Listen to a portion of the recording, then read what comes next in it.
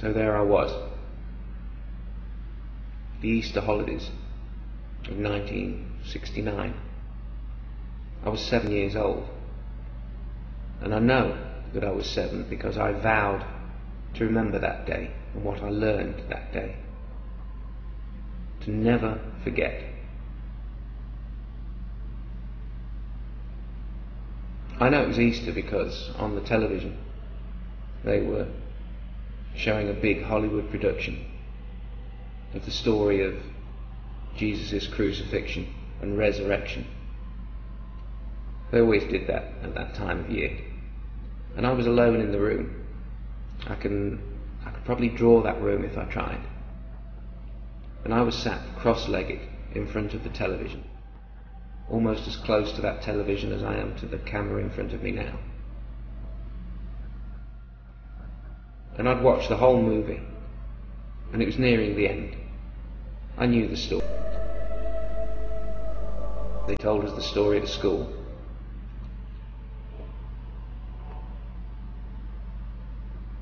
The perfect soul, the Son of God,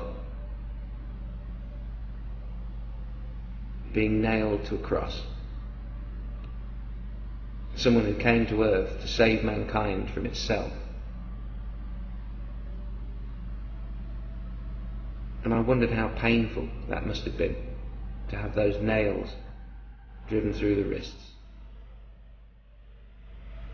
hammered into place. And this perfect creature had come to earth knowing in advance what was going to happen, had walked into it, walked into the trap that it knew would be set. This God, this man, came for the best of reasons, tried to lift mankind above itself, and took upon itself so much agony and injustice to save us from our own sinful nature. There's no point watching a movie in disbelief. So I'd suspended my disbelief, and I'd been carried along with the story. And as Jesus was hoisted upon the cross into the sky, and he turned to the sky and said, "Father, forgive them, for they know not what they do." Tears came to his eyes, and tears came to mine. I actually sobbed.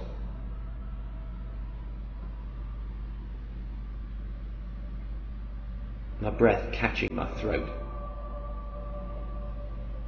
my hair standing on end, with wet cheeks, a 7-year-old boy, weeping the first tears that he ever wept for another person. All my tears up until that day had been for myself, and my own frustrations and my own pain. And here I was crying for another, a totally new concept, 7 years old.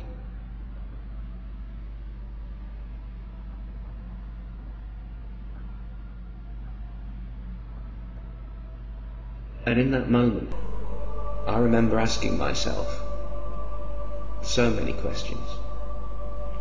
The first of which was, could Jesus be thinking about me right now? Could Jesus be talking to me? Is this the Holy Spirit? And I think it was, because I understand what it means when people say to be filled with the Holy Spirit. It doesn't mean to be filled, it means to be filled to bursting point, to overflowing point. And the tears were just a symptom of it. It was more than that. It filled my chest.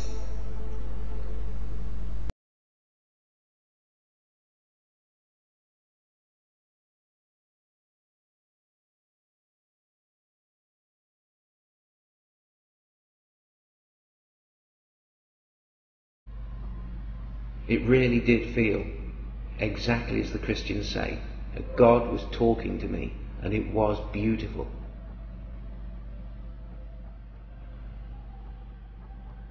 But, as I've said many times, I've conducted a lot of psychological experiments on friends, family, enemies, and even casual acquaintances, but I've never made clear that most of those experiments I've conducted upon myself. And that day, at Easter in 1969, I conducted my first ever experiment on a 7-year-old boy.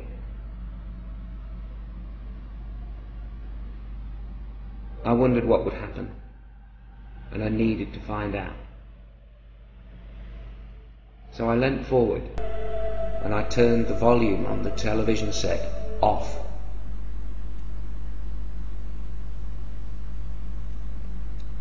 And in the silence, for some reason, I could remember all the bizarre, ridiculous claims of Christianity that even at the age of 7 I couldn't believe. I remember thinking, is it possible that God could be forced from my head, from my heart, and out of the room simply by turning down the volume on a television set? The thought was so ludicrous I laughed, even as I wiped away the tears. It's so simple, so obvious. Emotional manipulation. And I decided at that moment I wasn't going to be manipulated. I was going to look for the truth, my way. I would decide what was evidence, I would decide what was proof. Somebody else telling me they felt something extraordinary wasn't going to count for anything. The creator of the universe can't be overpowered by volume control on a television set. Jesus had performed no more of a miracle than Bambi could. And I understood what people meant by the Holy Spirit. It was no mystery to me. People talk to me about the Holy Spirit as if it's something I can't understand. I understood it at 7. And when you see the people at the Jesus camps with their arms raised to the sky and their faces turned to the sky and the music's playing and it's all coming through a public address system and it's filling the room with something, you can feel it, it is real, and you raise your hand and the priest is there speaking gently through a microphone, guiding you towards that rapture, that exaltation, that emotional pinnacle. If only there could be a power cut. I wonder how long the arms would stay in the air. I wonder what the expressions of the priests would be as they look at the electrician who is shaking his head. How many of them would wonder about what had happened to them, and how many would realise that they were being played like cattle, programmed like machines. If only more electricians were atheists.